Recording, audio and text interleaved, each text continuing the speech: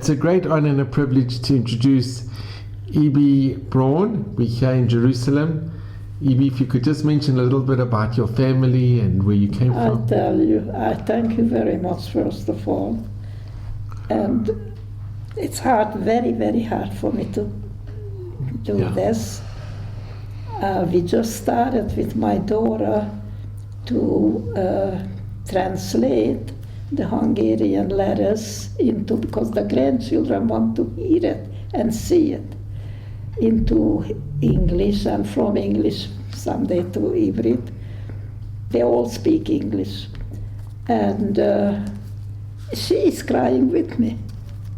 I mean, these are all from the war, these letters, not these two. I have big ones. And they all very, very touchy, and it's almost impossible to go through it.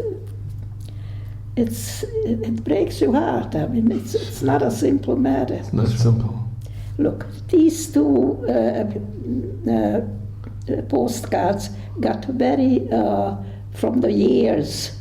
I had it on the plastic all the years. Still, it faded, and I was told to take it to the store, and they will make a picture, not a picture, photocopy. Yes, and a little dark, and it will be closer, but it's not. But these two, this is the story I just want to tell you. These two, this is the original. These two postcards were thrown out of the wagons where they took them to Auschwitz. My mother wrote them sitting down on the wagon, and my daughter asked me, how did she get a postcard? My mother, she was 38 years old. And she went with my sister, who was 11, and my other sister, the older sister, was 18. And she went to Auschwitz with them. And on the road, she wrote a few words to me, that also very touchy, and threw it out and wrote it here, that I beg anybody who will find it to put it in a mailbox. And they did it? And they did it. And you don't want to hear what happened to me. I was 15 in Budapest. I was by my uncle. Because of this war, I went up to Budapest because I thought that nobody thought about what is going to happen. But we thought that it's Haval for every hour that I don't learn must do something. So in Budapest there was more opportunity. And that's why I was in Budapest. But she wrote these letters to me, and nothing was saved from our house or our world, nothing but my letters from my parents. It's Minha Shomayim, how these, I have more, I have a whole big package, my father's, my mother's, and it's very, very hard, and it's very, very, it's almost impossible. It's almost impossible to go over it and over it. I did that when we first got to America. I remember, so I was so lonely. There weren't too many Bonyhadis. We were one of the first ones. I would take out these letters and read and cry. What else can I do? Yes. Where did they take them from? They took them from Bonyhad or from Kalocsa? I was born in Bonyhad, and I was raised in Kalocsa until I was 15. You were born in Bonyhad? In what year were you born, E.B.? When were you born? 1928. 1928. I'm 92 years old. You look in horror. And did you ever meet Leo? Leo, you heard me. No, but when you were young, before the war, did you meet each other before? Before the war, I visited Bonyhard once. When she came to the family, I had family. she lived across the street from us, and I used to see her. She was a baby. She was 6 years old when they moved away from us. What did you do in Budapest? What did you do during the Shoah in I Budapest? wanted to learn something. You know, as the war came, then every parent wanted the children not to lose time, to do something. Schools we were kicked out of. I went to a nuns school, nuns, Yes. Zarda, because there was the Jewish school up to 4th grade in my town. And after that, we all went to the Goyim to learn with them. They kicked us out right away. Our Hitler attack, that's how they called them. Hitler. Yeah, our father Hitler. Yes. And today, it's so interesting. I see on the internet that Pius XII, now they're starting to learn what did he do, what he didn't do for the Jews. Right. I wanted to tell him, you come to me, I'll tell you. Because I was in a school what was dictated by him, nuns. So the main nun came into the class, and we were only three Jewish girls in the class, and she said, Hitler atyánk, our father Hitler atyánk, said that the Jewish girls must not attend anymore our schools, and out. And that was the end of my education. But I never forget this. That's what Pius did. And now they're trying to save his skin, because he was somebody at that time. He was the head of the Vatican. I didn't know. Look, he was a big anti-Semite. Did this happen in Kalocsa or in Budapest? Kalocsa. In Kalocsa. So then, when this happened, and my father was away already in the forced labor camps, and then my mother, and I said, maybe I'll go up to Budapest to see. I had a very nice uncle there. All the family was welcomed by him, whoever wanted to come up from the small cities. And I said, I'll try. If it doesn't work, I'll come home. And I was surprised at what ambition young people have. I was always hanging on to my mother's skirt. And my home was the palace for me. And it's very, very, yeah. You need something? Not at all. And yet, how I left my mother there, it wasn't like me at all. Okay, then I went up to Budapest in a big, this war of Budapest, and I was very homesick, but nobody knows about that. And the closest thing was, they did already, my uncle had a daughter also, and they had a very good friend, Furrier. Mm-hmm. And they took us in with legalized papers. Budapest was allowed to yet. The small towns, other cities not. And I had a legal thing to go about. And it was very good, they were friends. And that's how I did in Budapest. What did you do in Budapest when you were there? What did you do there? You studied? No, I'm telling you, I learned the first. Oh, you learned the fur business. Uh-huh. Fur trade, yeah. And you were there until the end of the war in Budapest?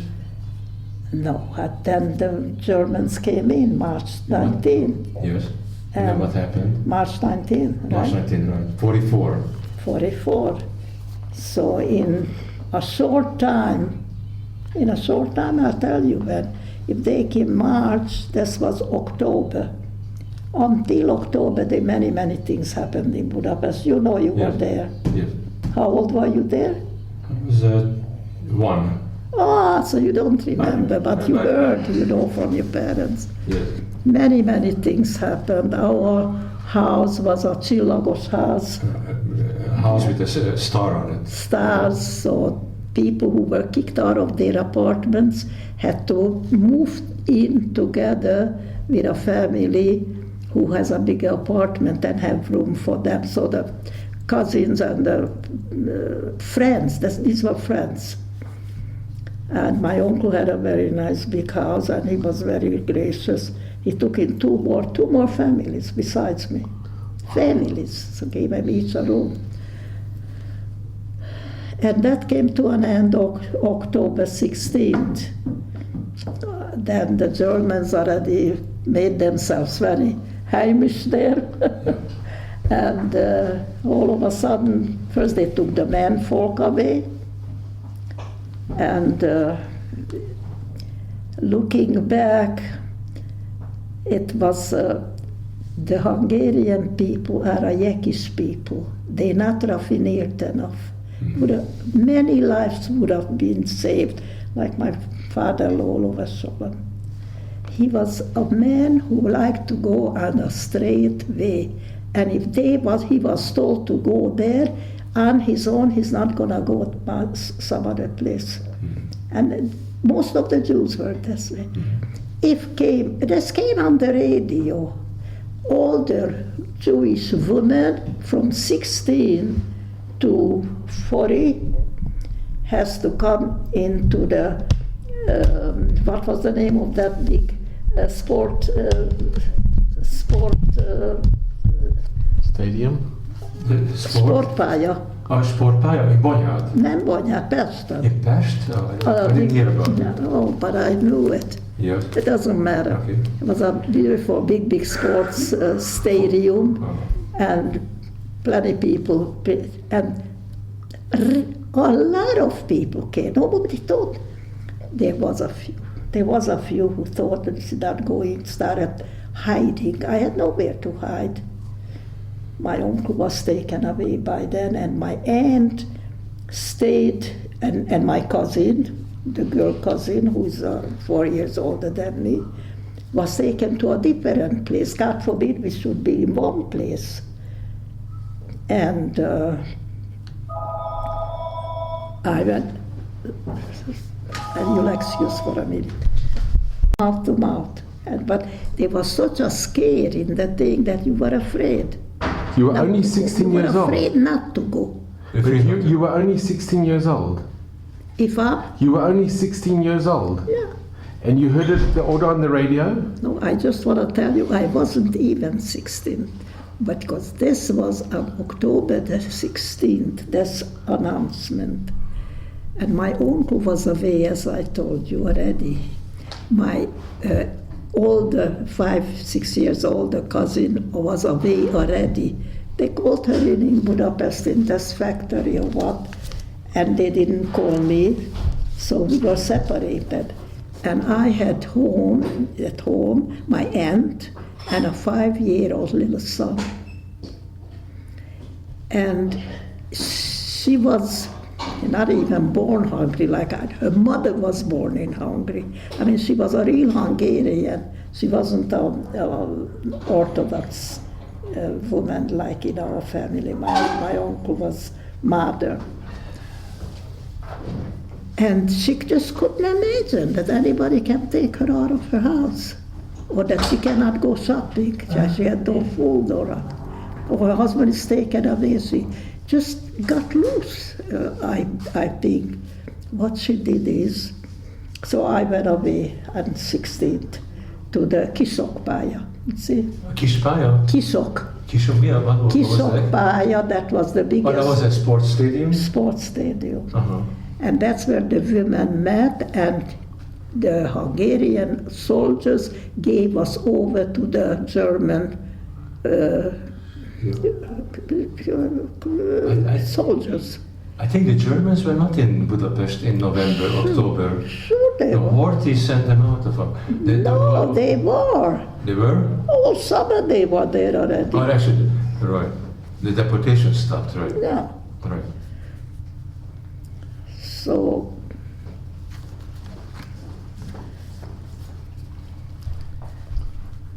you know, There are many, many little things happening if it was like this all of place. I never knew when before the ghetto was made in Budapest. I never heard about it. When I heard about it was after the war. Whoever came back, they told me. Because I'm sure if I was like in a more religious neighborhood, I would get to know and I would go in the ghetto. I didn't know. Anyway, we get there, a big stadium, the women slapping their things. There was given a note what to give exactly, not too much clothes, not too much anything. And you couldn't hear and you couldn't know where to go. So it was a chaos there. It couldn't be otherwise. There wasn't too many soldiers, but there were a couple of thousand women there. All of a sudden I see my own boss, the lady, my boss's wife, and she was the boss also there. The two of them ran the business. Martha, what are you doing here? She said the same thing like you. But I knew that she was expecting in early months. She said, I had to come anyway. That's what they told me. And she had food on her packed up. I didn't have, because my aunt didn't have. She wasn't such a barbosta who thought 2 months ago to buy things because it's not going to be. Every day what she bought, and they were well-to-do people. She wasn't a barbosta. But this woman, my boss lady, she a big bag she made out of sacks, strong it should be, full of conserves. Oh, preserves. Yes, sardines and fruit and vegetable in canned food. Canned food. That if I can do a favor to slap this to her, for her, because she wasn't able, I could gladly, and I put it up, and she's gonna go now and ask around, and she was a girl of Budapest, she was born, I was a little vidéki from the country. From outside of the I city. sat down and I did nothing. And she went around looking for if the pregnant ladies will be sent home. Good. In the meantime, it got nice and dark, and there was no such a thing as lights on this place. So I'm sitting waiting there, and finally comes somebody, not a soldier exactly, but they had already the Hungarian people organized, the Germans, and to help them gather this woman together. That get into line, and I don't know a soul. I didn't know one soul in the whole place. And where is that Magda? What am I going to do with her food and everything? Everything fell over me. So I have to go, but I took the food. Took it on, and I slept, and I never saw Magda again. Until after the war I did. And I got together with a girl from Hust. And she was all alone, and I was all alone, and she said, let's go together. It was walking. And we walked 2.5 days, come out day and night. A couple of hours they let us on the floor, on the wet floor, it was raining. That's where we had a few hours of rest and walk again, because they didn't want to stay in the rain either, the Germans. Wehrmacht, the Wehrmacht. What is the Wehrmacht? And we walked, and I'm slapping the canned food, and I'm slapping my own. But I was young, I made it. In the meantime, with washings, with bathrooms, and nothing, nowhere it was something terrible. So finally we see like a nature, like two little houses here and there. That was the city of Erci, not city, it's a town, Erci. You ever heard? From the Budapest. It's to the east or to the west? No, it's to the north, to the to the west-south, Southwest. southwest. Okay. Not that far, 2.5 days walk. I mean, we were girls. Right. And what is this? This is a big state, how they call it when they had this grove, that was the name of The it. palace or Grove Tanya. Grove Tanya. There was a grove there. I never That's got, nobility. never got to know what was his name. He ran away, of course. They all had to run away from the Germans. And his thing, the whole little Tanya, hogy hívják azt? It's the estate building. Like a castle. Estate, The castle, estate, maybe. the estate, Estate. the estate. The count. Yes, yes. And quick enough, the Germans made home there. They told the peasants to tell us each house has a attic. That's where we go up. They put a little straw on the floor. The rain was coming in, but that's our home now. That's it.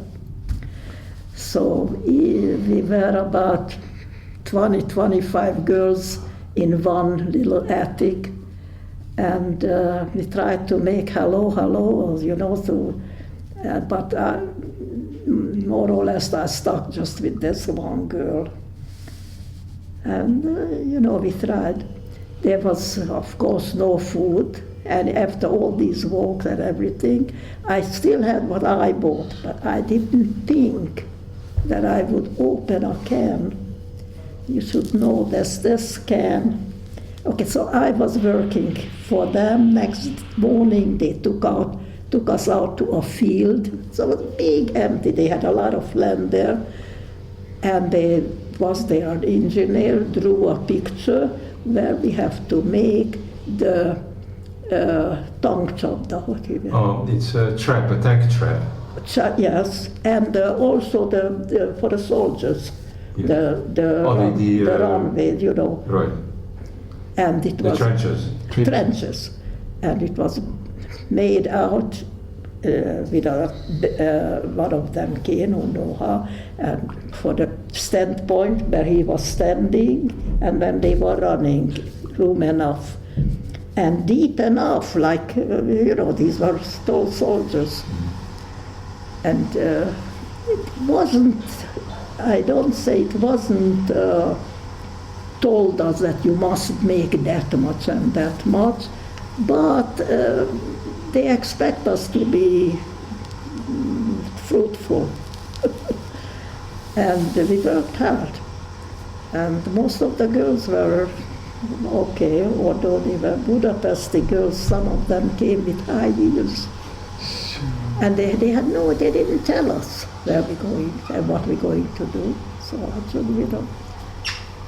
But these soldiers, I know today, at that time they didn't know about time, how long we're gonna stay, or how the war is going on.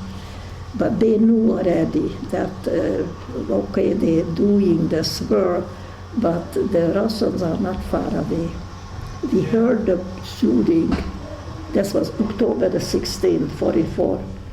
We heard shooting all the way from Budapest, and they were bombarded Budapest that winter. October, November, December. And every night we did this, but we never saw the main person, the highest, we never saw.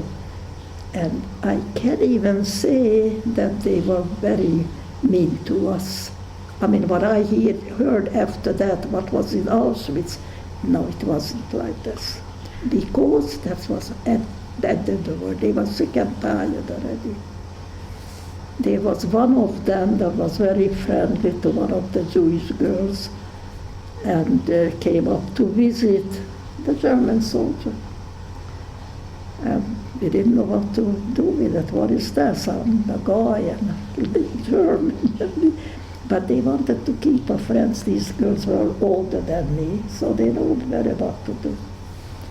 And sure enough, they kept, I can't come, nobody touched us, and nobody nothing close what Braun to in Auschwitz. Anyway, one day that must have been in December 8 or 7, and I don't remember exactly. No, I was 7. That happened 7, maybe even 6. We went out to work, and I see not everybody was out. It was something, they didn't have to let me know, I'm just a young girl. But something is not like every day that everybody goes, and we didn't see many soldiers, 1, 2. But we didn't pay much attention. And then, when we got to the house, was these peasants' houses where they lived, and the Germans would go there, they make themselves a cup of coffee or ask the peasant to give them a piece of bread, I don't know. And we are in the house and we hear shooting. We couldn't imagine who's shooting now, the Germans shooting also, who's shooting? And they told us that the Germans disappeared. That 2, 3 what came along, they disappeared. And it's like going in the air, they know how. And all of a sudden, a Russian soldier runs into the house, and he said, everybody go on the floor because there's going to be a shooting here. And we were on the floor, it was earth floor for the peasants, winter. And we sat on the floor, and what to do here? Little windows, what they had on those little houses, they had a full shooting in, that it bursted that room, that I didn't get hurt that much, and my friend, her leg got a piece of that, and she started bleeding, and I started running to that soldier, do something, you know what he did? He looked around, and there was the peasants had high pillows and quilts and everything, whatever they owned, bedding was on the bed. He threw off a sheet, got it off from the mattress, and put it into things, and went with my friend, and and I said, and then after that, because the blood started coming out, as soon as this is a little bit quiet, then I'll take her to the hospital. I never saw this girl again, but I'll never forget her. How if she got to the hospital, if she's still alive, because from there she was taking her to Paks, to the hospital, with horse and buggy. That's the way it was then.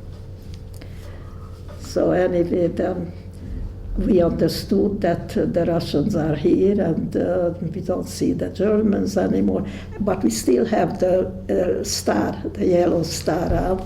So the Russian asked, what is this? So we said, we are we are Hungarian, Zsidó. Oh, this is a very dirty word in Russia. Zsidó, very dirty word. No, at lol. You not that. You said something in like Jude or something more pleasant word. How did you speak to them? They spoke Hungarian? The Russians? No, but that's why we didn't understand each other. So we were told to run because we got into the first line. They were shooting each other.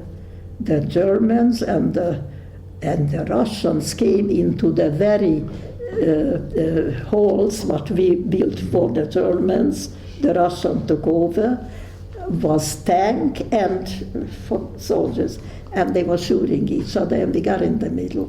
So what to do? One of the girls said, we'll jump into the szénakazal. It was the dry sauce. And no, there's going to be in a fire 2 minutes. And it was there been fire. So he said, just run. Then they told us back to the place. And I don't know what happened until today, But all I know that suddenly I didn't hear anything, I didn't see anything, and it was just peaceful for me.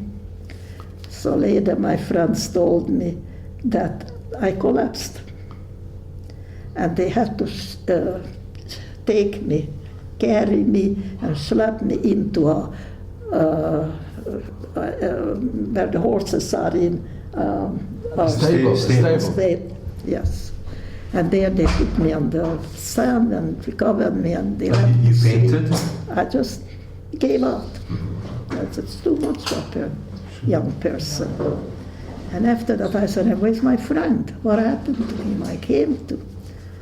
And they couldn't tell me. So if they said they're taking her hospital, they probably will. So then we started walking further on, that we should go back to the village.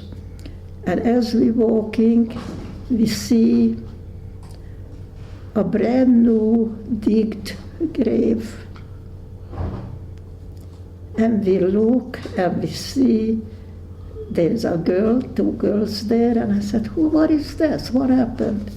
And I'll never forget. And they tell us, this is Marika. Marika was from Budapest, and everybody knew she was a beautiful girl. Lady, something very special, that she's a color, and she's married as soon as the war is over. And they had to. She got in the crossfire. She got shot. Well, we spent a little time there, and then they said, run, the soldiers, rush. But that cave where I will never forget. And I don't know what. Imagine the girlfriends will come to the parents and tell them that. Yeah, that's what it happened, and that was the felszabadulás, how you say this? The liberation for us. And you went back to Kalocsa? Or you went back to Budapest? I went. I had by then another friend, and we didn't even know the very next tanya, ahogy callták a tanya. A state or? Yes. The very next one, they were munkatáboros fiúk. So we got to know them, and we said we need here a few boys, because with the Russian soldiers you cannot, we were young girls. She said, we'll walk with you where you want to go. Not where we wanted to go. We had to know where to go now. Yeah. So the soldiers told us that down south already no more war, Szabadka. Mm-hmm. So we walked from Ercis to Szabadka as much as Leo walked from Munkács to Bonyhad. No, it's closer. Closer? It's closer. Not much. How long did it take you? I don't remember the exact time, but I know that we walked all day, and for the night, if we got a peasant room and somewhere, sometimes we did, then we got a bed for the girls, and we got three Jewish boys to accompany us, which was very, very helpful. We felt very good and sure, and they were nice, very fine boys. Munkatáborosok. And they couldn't get over that they did this. Everybody had a sister, and where is her sister, who knows? And this was like one big lost family. So we walked down, and I don't even remember, what did we eat? So we would come into these peasant houses. That's a very interesting thing. They know exactly who we were. They never asked us where you come from, or what's your name, or what you wanted to have a bed for the night. So the girls got one bed, and the boys got one bed, and they have their own bed. Everybody slept in the same room. It was winter. Were you still wearing the yellow star? No, then the star, what happened with the star is, then they said, take it off. And the Russian says, take it off. You are okay now. So we took it off. But they knew you were Jewish. When you went to the peasant homes, they knew you were Jewish. They knew, look, they lived through the war. They knew that the Jewish people were taken away. Even though there wasn't any on their territory where they lived. They knew from neighbors, they say, they mouth to mouth. All the news went during the war, mouth to mouth. So then we walked until we got down to Sabatka. Sabatka belonged... Where is Sabatka? Sabatka, Yugoslavia. Oh, Yugoslavia, right. Yeah. Why did you go to Yugoslavia? Why didn't you go to Kalocha? That's No, closer. it was still war there. Was still war there? Oh. Yeah. Dunanal, they were still... Around the Danube, the Germans were yes, still there. Yes. Not first word, but there were shootings. Right, the shootings. Yeah. So here we got into a city where really there is no war. All the houses are intact and everything. And what are we going to do now? So one of the boys went over to a person on the street and said, we are looking for some Jews. Oh, some Jews. Go into this hotel room on the corner and I'll send you the Jewish boys. They deported those Jews also. But what happened is a lot of them were, what do you call them, underground. Oh, Like the resistance. Yes. And these boys were home already. They did their jobs. They had a hard job, they did.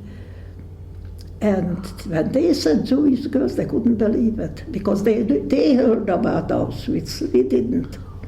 You didn't know about this time? No, we don't know nothing. So we greeted the Jewish boys and they greeted us. And where you come from? And we told them, this is not possible. And they were partisans. The partisans were supposed to know everything. They didn't hear about this. So they knew already that Auschwitz is, and they didn't expect anybody back. But 3 Jewish girls, that was something. So they took care of us. They threw a table for us, and they wanted that we should stay there forever. Not only the girls, there were 3 boys also. They were very, very nice. And we stayed, I think, exactly 2 weeks there. And then we said, and now we have to say thank you, and we're going back home to see. This was still in 1944? 44, Still yes. in 40, at the end of 44? End of 44, yes, maybe the end of 44. That December 8th, yes, it was still December. So we started walking back. This I have to tell you on the Sabatka. That was a very nice city, and many well-to-do Jews lived there.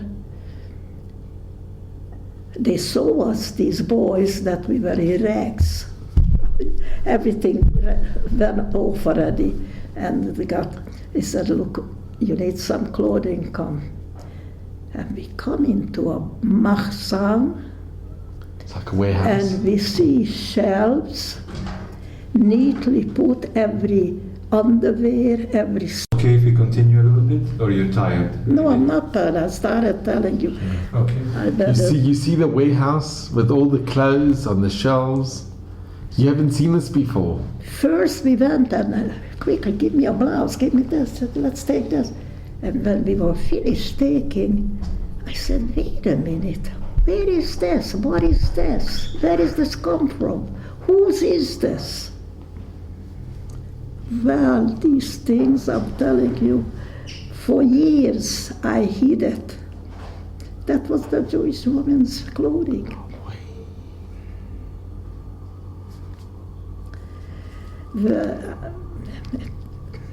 I tried not to use it. I understood. It's not mine. It's just they're coming home, they read it, but they were a lot, Nebuch. Very few came back there. Shoes, boots, whatever we need. No, It was a terrible sign. When I think about it, when I heard about Auschwitz and I knew what they did to these women, and I think back of their clothing, how can you? It's a terrible, terrible feeling. Yes, but that's what happened. So we ended our Szabadka stay and the closest one is going home to Kalocsa. And on the way, I met a few Jewish men, and they said, "What, you are a Berger lad? Your father is alive, he's very sick." They told me right away, such a connection. And my father was at that time Mauthausen, the worst place. My father, he told me the story. He was very, very sick and run down and everything. So what happened? He gave up on him. Nobody was there to help. Everybody was in such a condition. At the end, they thought that he was dead already, and they put him out on a mountain full of dead people, my father. And he was sleeping there already. He wasn't himself. I mean, but suddenly he saw an American soldier. My father was a very smart, very intelligent man. And he saw, I said, this is an American soldier. And he had no coax to call, and no coax to get his arm up or something. Only his finger. His finger. Wow. He gave a sign with his finger, and he saw it. And he came over, and he put him in his arm, and put him into, they set up already hospitals. And little by little, they nursed him back. And not so much immediate the hospital, he wanted to get out of there because there was typhus and everything. He got a lot of things, but he wanted to go on his own because he knew that this feeding and everything won't be good for him. So as soon as he went out, he told all the men, some of them cousins, some of them lunchmen, some of them friends, don't eat what they give you, and don't eat what you find. You are sick, you can't, your stomach won't take it. What did he do? He himself went for himself, I don't know where he found a little dish, and picked grass and cooked the grass, and that's what he lived on until he came to himself. And that he made to all his crowd. And I have a cousin, second, third cousin, he always said, if not your father, we wouldn't be here with the grass. Because people died from eating. Surely.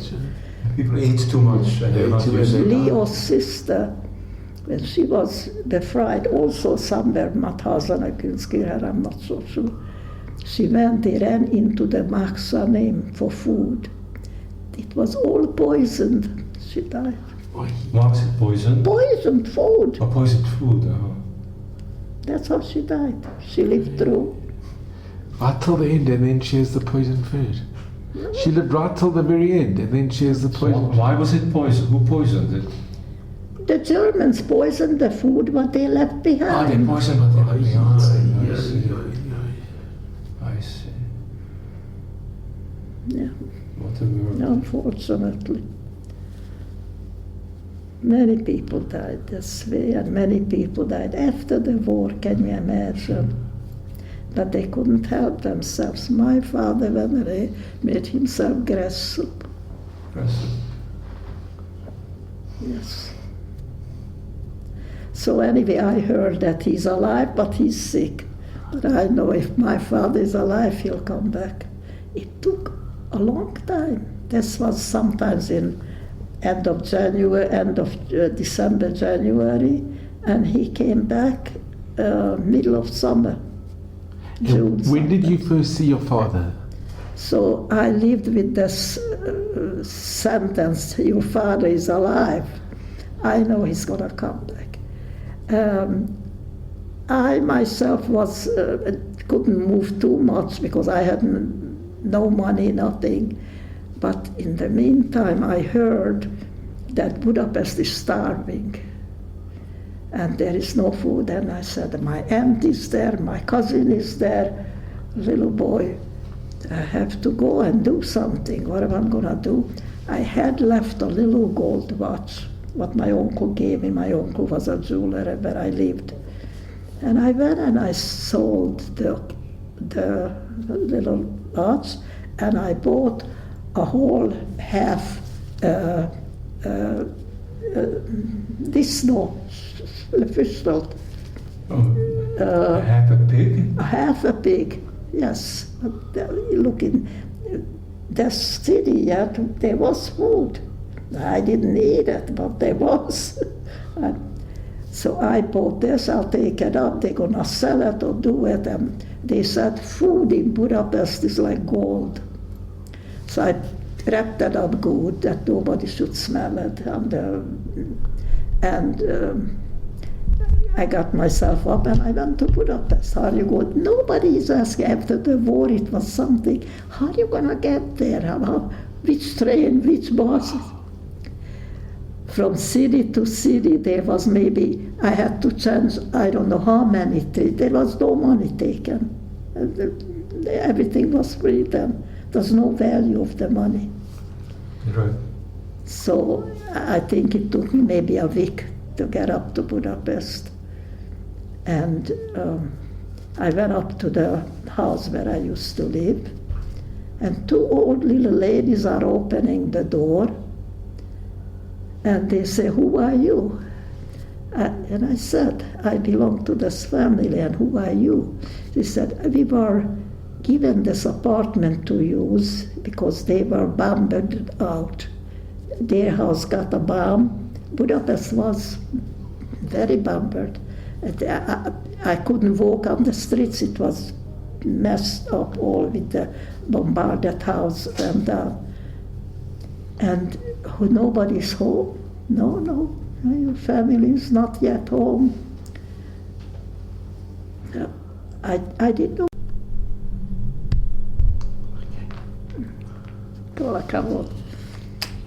So anyway, so they said, come in. The house was intact. Not only this apartment, the whole house was intact. Ötvös utca. You know where it is? Yes. Ötvös utca 38. So I came in and I looked around, empty, the family is not here. What am I going to do? I went to my closet where my things were, and I took out the lettuce. Nothing else. I had no shoes. Everything was rags already on me. But somehow from this house, I'm not going to take anything. They're coming home. It was like a magic over me. I didn't take my own things. And I took the lettuce, that's all. It was in a wallet and I bought it out. So if they're not home yet, I'm going to inquire. I'm going to my boss, the one who I used to work for, to ask. They are on Octagon Haram. So 10 minutes walk. I went up and I knock on the door, and who opens the door? Magda, my boss, the wife of my boss. And we were very happy for each other, and her old mother was there, and the baby. And we told each other how she got saved in Budapest with her pregnancy together. She was a clever woman, and she made very good friends before yet with the házmester, hogy mondják, the housekeeper. This was a very fancy house and a nice... Oh, the concierge. What? A super. Yeah, super.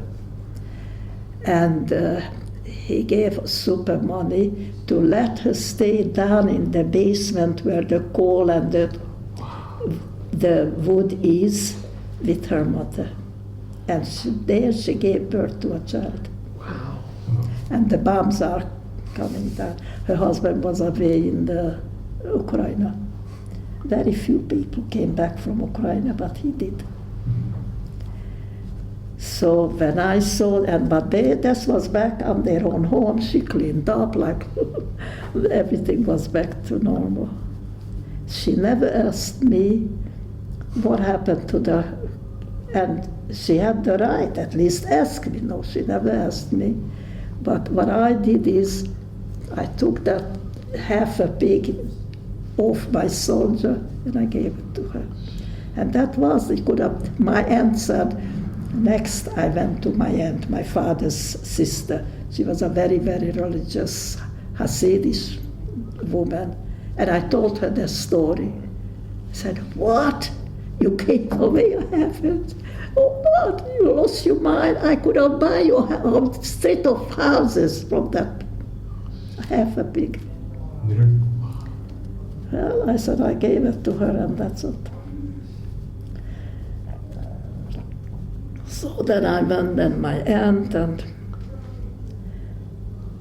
I don't know if she knew that then Auschwitz was, because she never said a word to me.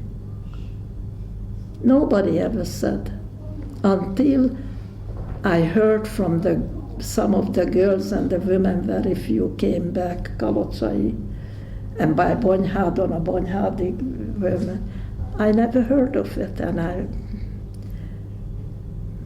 Hashem just helped me over it. How I got over it, day by day, it's amazing. But I think I never got over it. That's the truth. How can you get over it? How many family members were taken to I Auschwitz? have two sisters, one younger and one older than me, and my mother. And then my mother had a big family, sisters, brothers. My father had a big family. It's hardly any. I don't think you can make a million out of them.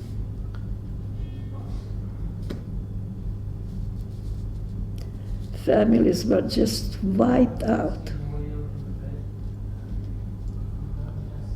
Families and communities were wiped out also, entire communities. Yes. Tell me, did you have any encounter with the Nyilas, with the Hungarian fascists? Oh, we were afraid of them. They were worse than the Germans. I had a muzzle with the Germans. It was the end of the war already. But the Nyilas and They're terrible. Many of the Germans were regular people. They were in the Wehrmacht. They were not Yes. SS or Gestapo. Yes. The regular people who got drafted. Yeah. Imagine what time it was that already. The main person who took care of the rest of these soldiers, we never saw him.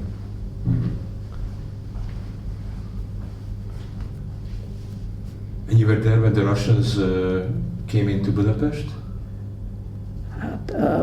Sure, they went into Budapest. You were there then, right? No, not when they came in. They were in already when I came up to Budapest. Oh, it was already liberated or Yes, whatever. yes. When did you get up to Budapest? They liberated Budapest on the The 17th first of... time could have been sometimes February. Because they established the foothold on the 18th of January. Yes. On Pest, not in Budapest. Uh-huh. Yeah. And the bridges were exploded. There were no bridges, right? Yes. They were all bombed out. Both of them were damaged. Yeah. And can I ask, when did you first see your father? The Me and my encounter. father. Can you tell us what happened when you saw your father? That was something. Again, things went only by mouth, word to word, mouth to mouth, the words. And I'm sitting in the city we used to live in, Kalocsa, and waiting, and it wasn't a very pleasant way of life. I had no home, I had no family, and practically a couple of people, even families, came back already. And they had a muzzle, 2-3 families, not only 2-3. All the apartments was intact, these Jews. They waited also, the Goyim, for the Jews to come home. They didn't right away take everything out. And I lived once with a friend. I was alone. I was afraid. Nobody lived alone after the war. We were afraid from the Russian soldiers. They were very mean, and the best thing to stay away from them. So I had to live. So a young couple came back, and they invited me to stay with them. So that's where I stayed. But it wasn't pleasant. They tried very hard, but waiting for parents to come home and sisters and stay with the strange young couple, it wasn't pleasant. And then I heard again by mouth to mouth that my father was coming home. No, I said then it's gonna be a short time now. And I didn't know if he's coming down to Kolocso or staying in Budapest. I didn't know. And then I heard that my father is in Budapest. So I picked myself up again, and I went. It took a few days until I got up there, and I knew right away. They didn't have to tell me. It was my uncle's house. Where else would he stay? And there he was, and I went in. It was a very, very touchy meeting, and I felt bad for him. If I saw him on the street, I wouldn't recognize him. He was 42 years old altogether, young man. He came home all white. All white. He was a very nice, tall, handsome man. He was that skinny. But I knew I'm going to meet my father. His face did look like, but yes.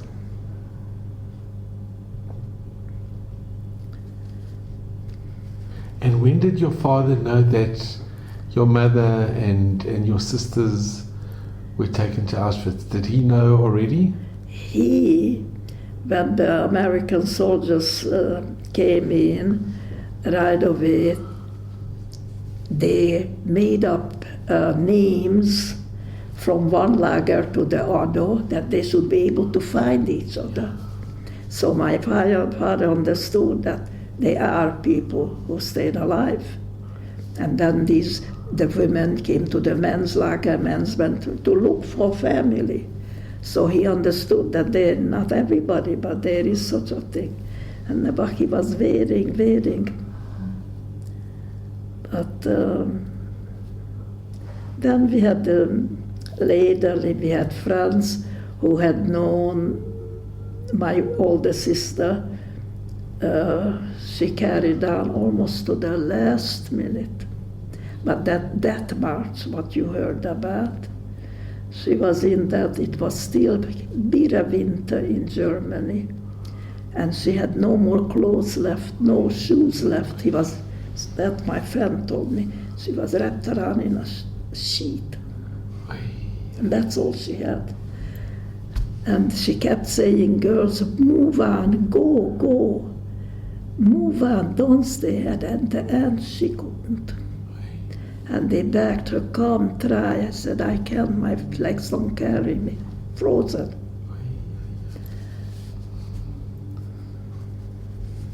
And she knew exactly what she's doing. She sat down. And when one sat down in this movement, that was the end. And she was a very, very lively girl. Nobody would think that she wouldn't make it.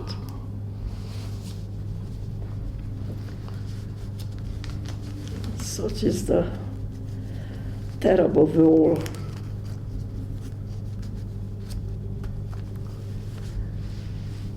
And can I ask, like I asked Leo, your husband, a very hard question about what you went through and the terrible tragedies and the terrible to have lost your mother and your sisters, but you still remain from. Okay, this is our nature. First of all, it's not only my nature, but it was something about you go. Okay, I'll see you in the morning. Thank you. And so everybody, as the nature told her, my nature is to look ahead. Not that I want to hustle so and forget for 1 minute. But like he said, he wanted to marry me. I married him. And then we look for something, future. And once the children came, it gave us a good excuse why we want to get ahead. And we never spoke to the children about this war. It's only now, maybe a couple of 2-3 years ago, that Leo has all the time. And the children now, this is very stylish, so to say, to tell the stories, what happened, that he's telling a few things. It's hard to tell, and first of all, the young children we didn't want to hurt. It's hurting young people to hear such a terrible things and to see your parents in such a distress.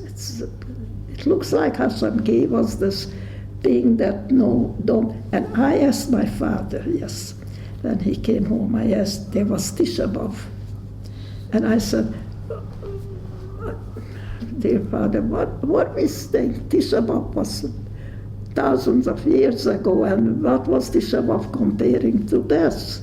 How come they're not writing about this, the war, and make a fest they are of this?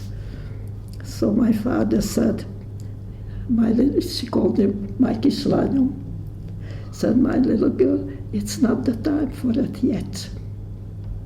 That was in the 40s, 50s. It's not the time for it yet. There's going to be a time. So I guess that's the way it had to be.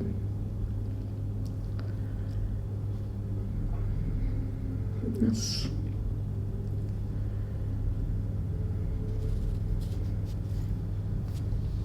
You went through a lot, Ibi. Ibi, it's incredible. Ibi, can I ask you a very big, if you can, only if you can, the 2 letters that your mother wrote when she was, is it at all possible to read part of it?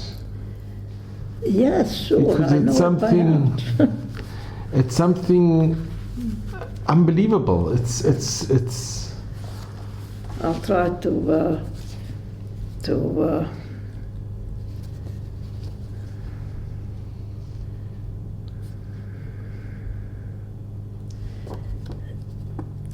I'll tell you the Hungarian, and you, yeah. Wait, I bring my better glasses because it's very faint, right? Otherwise, it's a short letter, and it won't make a sense if I don't say every word. I'm just going to show what I'm holding. This is holding history. This is 2 postcards that Ibi's mother wrote when she was being deported. I think it is the most precious and rare postcards that were ever written.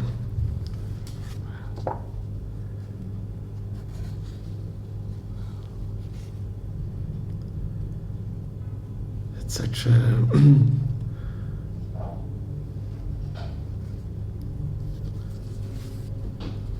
this is the post. It was 2 postcards.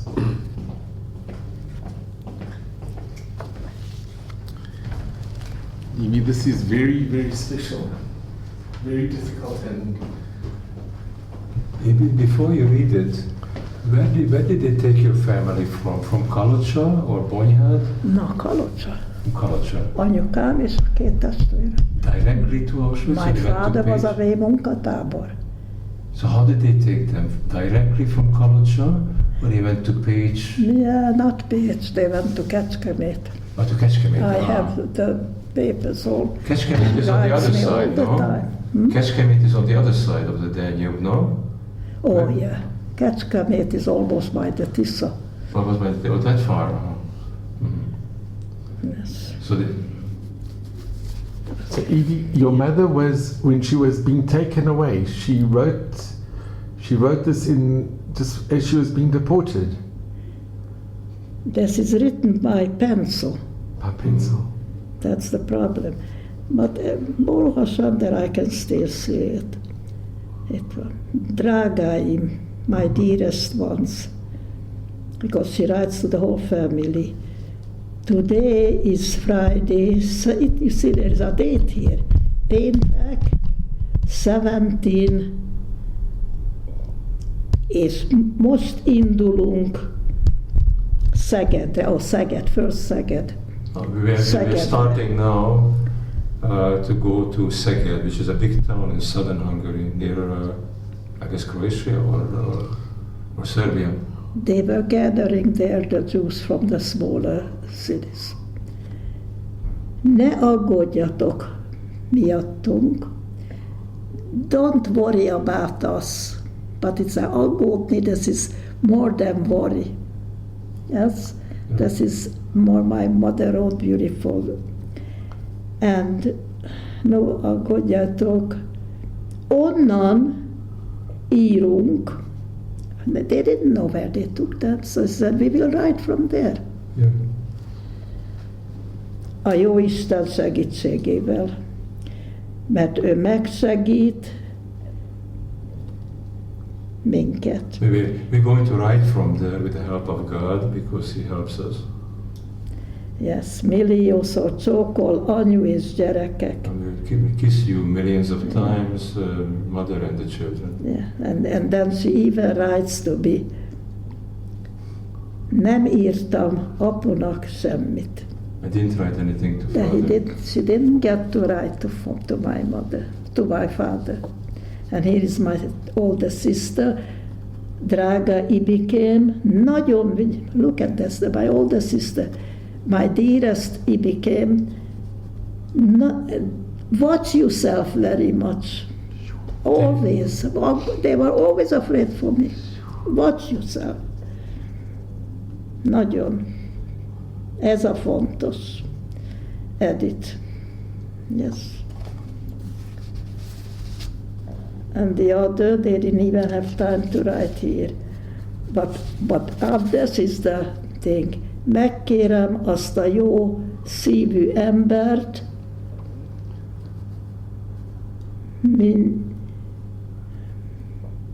this is going this word already. Megkérem azt a jó szívű embert, hogy I can't make it out anymore. Haval. I will bring us, there is a, yes. You ask that man with a good heart. That's what you could read, the rest of it you can. You know, if you take it to Graphos, maybe they can enhance it at Graphos. We can do something. Maybe what? We all They can they can improve the quality. Oh yes, But even. can I see it? Because Yeah. maybe the contrast has to be changed. Can I see that? To see what the technical problem is. Yeah, probably. I said to my daughter today that maybe in Yad Vashem there are such a. Do you have a scanner? I don't have anything. No, the computer. But they should have, because they're bringing it's such a things for them that they should have. I Oh, think. Maybe can we read this one? Is it possible to read from this one? Let's leave it alone. And there we go. Please. It's one. No. One.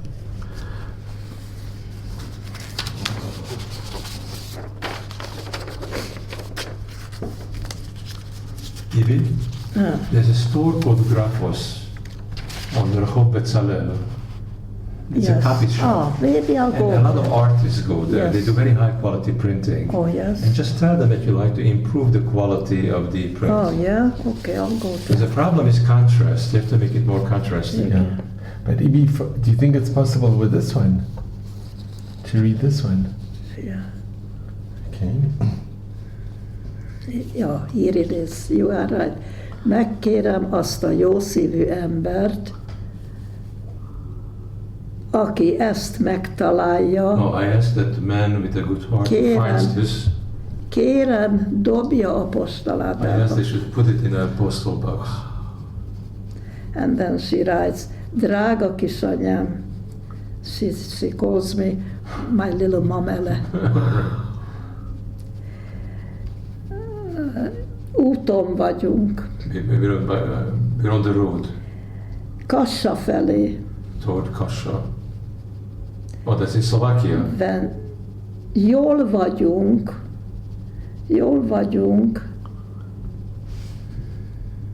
We are okay.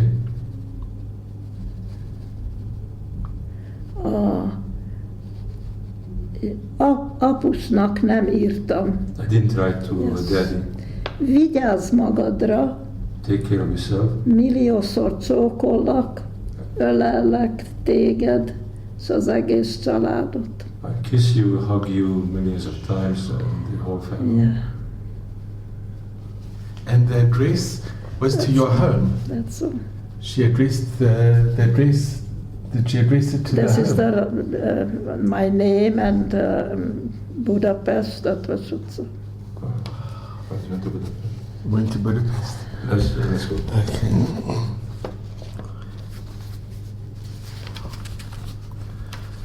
Just want to do.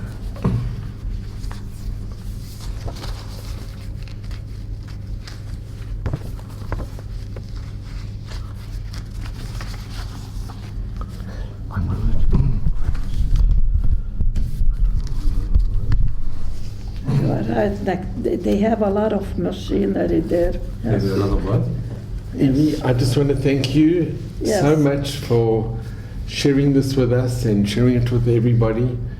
What's I've never ever seen a postcard with such meaning ever in my life before. It's written with tears. It's written with, Yes. and it's. Every story is an unusual story. But you are a really unusual, but the most remarkable person, and you should just only have nachas and good health. Thank you, you And too. Admei Vesrim and just nachas from your family that you so Thank much you. deserve. Thank you, you It's too. been the greatest honor, really. Thank you. And you know, the good thing that came out is that you married a very good man. And you raised a beautiful family.